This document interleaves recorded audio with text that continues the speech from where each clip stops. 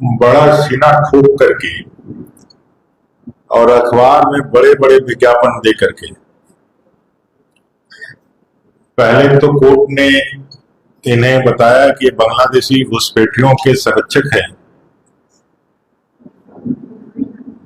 इस सरकार के कारण देश की संप्रभुता खतरे में पड़ रही है। वहीं युवाओं के इस अति गंभीर मसले पर जिस तरह से राज्य की सरकार ने खिलवाड़ किया, उनके भविष्य के साथ जैसे खिलवाड़ किया, सीजीएल की परीक्षा की मैं बात कह रहा हूं। माननीय कोर्ट ने इस सरकार को फ्रॉड कह करके संबोधित किया। तो जो भारतीय जनता पार्टी जो बात कह रही थी कि यह महाठग सरकार है और इसने ठग करके 2019 में सरकार बनाई थी, और इस सरकार को बनाने के लिए जो इन्होंने सबसे बड़ा ठग विद्या लागू किया था या उनके चपेटे में लिया था, वो थे झारखंड के युवा, जिनको कहा था कि 5 लाख सरकारी नौकरी हम देंगे और नहीं दे पाए तो 5,000-7,000 रोजगार का भत्ता देंगे।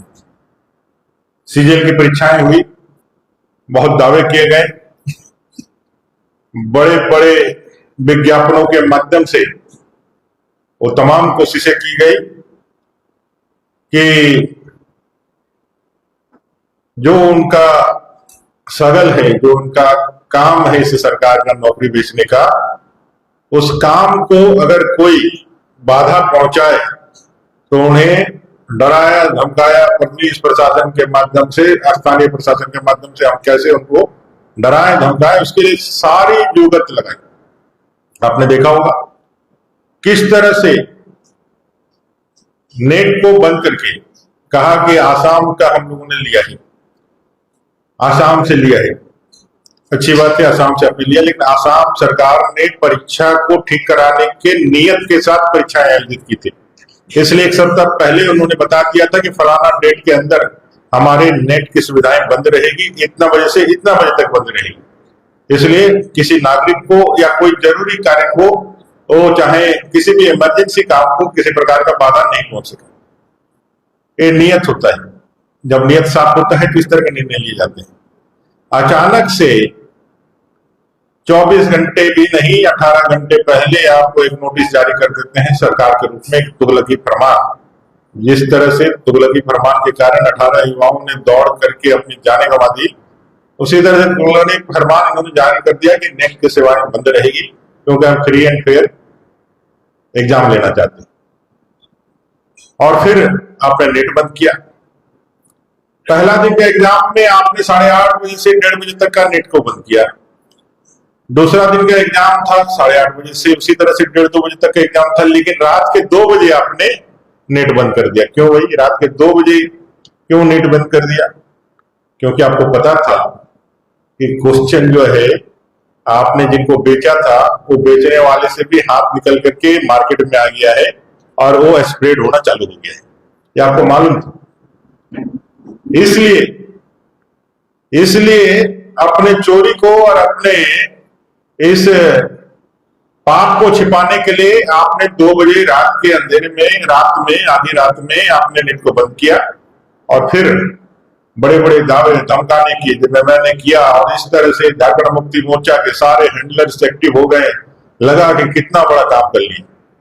परीक्षा लेना भी इनके लिए एक बहुत बड़ा उपलब्धि। अब सोचिए, परीक्षा लेकर के फ्री एंड फेयर हम लोगों की सरकार, रघुवर जी की सरकार के तहत यदि हम लोग नौकरियां जिस तरह से दिए थे फ्री एंड फेयर, एक भी किसी भी दाग नहीं लगा। अगर यदि उस तरह का कोई काम कर लेते तो इनको लगता है कि कितना बड़ा इन्होंने इस बात का बन गए। परीक्षाएं आयोजित कराए इसी में वाह, मैंने खुद घोषणा कर रहे हैं कि फ्री एंड फेयर।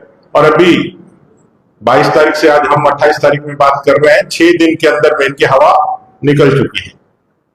पहले इन्होंने कहा गड़बड़ियां नहीं है, जो लोग गड़बड़ियों का हल्ला कर रहे हैं उन पे कानूनी कार्रवाई होगी। इनके सारे हैंडलर्स पूरे लग गए, पूरा तंत्र लग गया। लेकिन गलती तो गलती है, चोरी तो चोरी है, अपराध तो अपराध है। चीजें सामने आ गई पहला अपराध, पहली गलती, जिस तरह से 2019 और 2022 और 2021 के इस तरह के एग्जामों के पेपर के हूबहू प्रश्नों का रिपीटिशन हुआ है। न भूतो न भविष्यति, पूरे देश के अंदर कोई छोटा सा भी कोई एजेंसी कोई या कोई आयोग यदि परीक्षा लेता है तो इतना बड़ा वाइटल मिस्टेक नहीं करता है। और इसकी चर्चा सिर्फ झारखंड में नहीं, पूरे देश के बड़े बड़े स्तरों पर, सेंटरों पे और बड़े बड़े जो बुद्धिजीवी है वो लोग कह रहे हैं। माने झारखंड की बदनामी पूरे देश में हो रही है और यहाँ के क्षमता और यहाँ की योग्यता पे लोग प्रश्न चिन्ह खड़ा कर रहे हैं।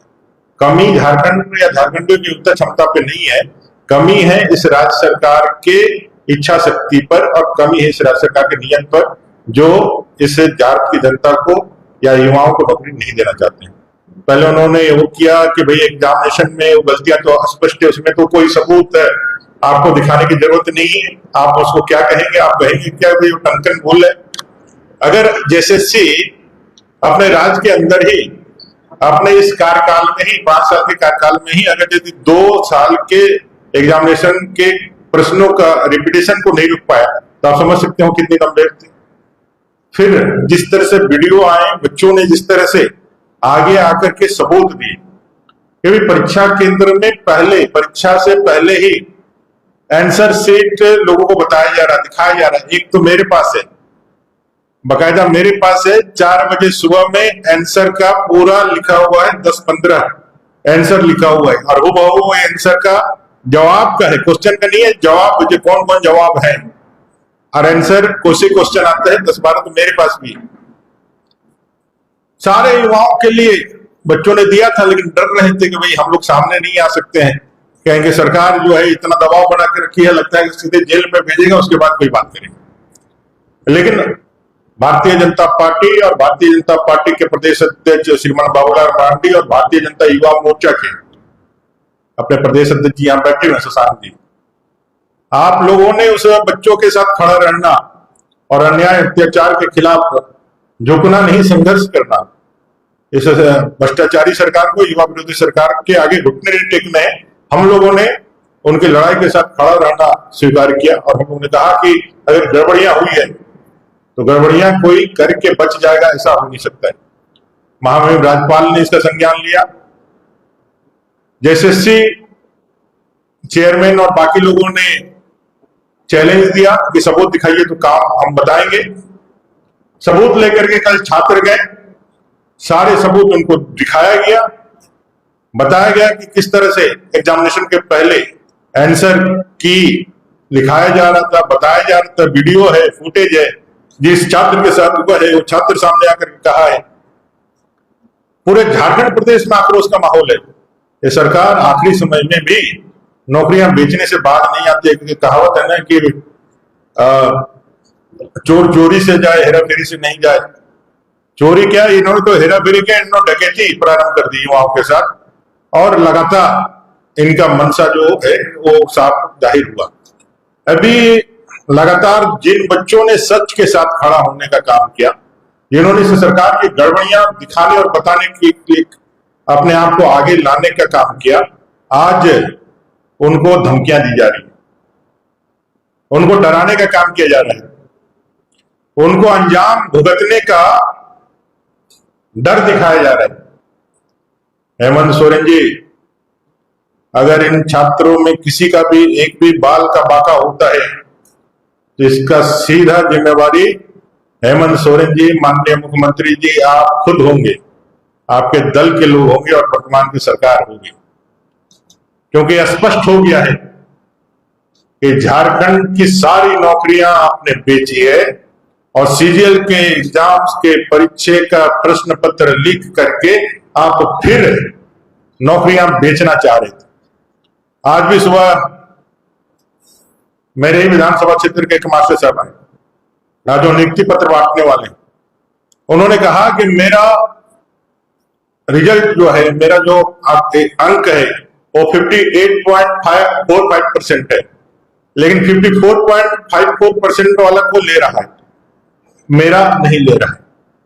फिर उसने और एक बात बताई कि दादा इसमें मेरा जब नहीं हो रहा था तो मैंने जब इसको देखा, बढ़िया से अध्ययन किया, तो जो उसका लिस्ट बना हुआ था उसमें नीचे के 3 नाम तो सही है, लेकिन 3 नाम बीच में और जोड़ दिए गए हैं जिसका कहीं डाटाबेस नहीं था।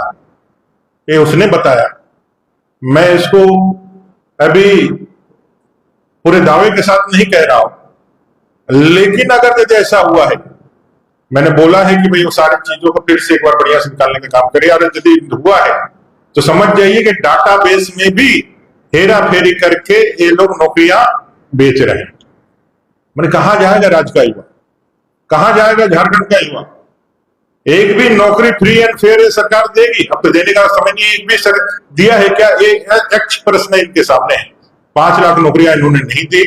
जो नौकरियां दी उसमें भी लैब टेक्नीशियन का बहाली में भी भ्रष्टाचार, जेई के बहाली में भी भ्रष्टाचार, सीजीएल में तो बार बार परीक्षा लीक।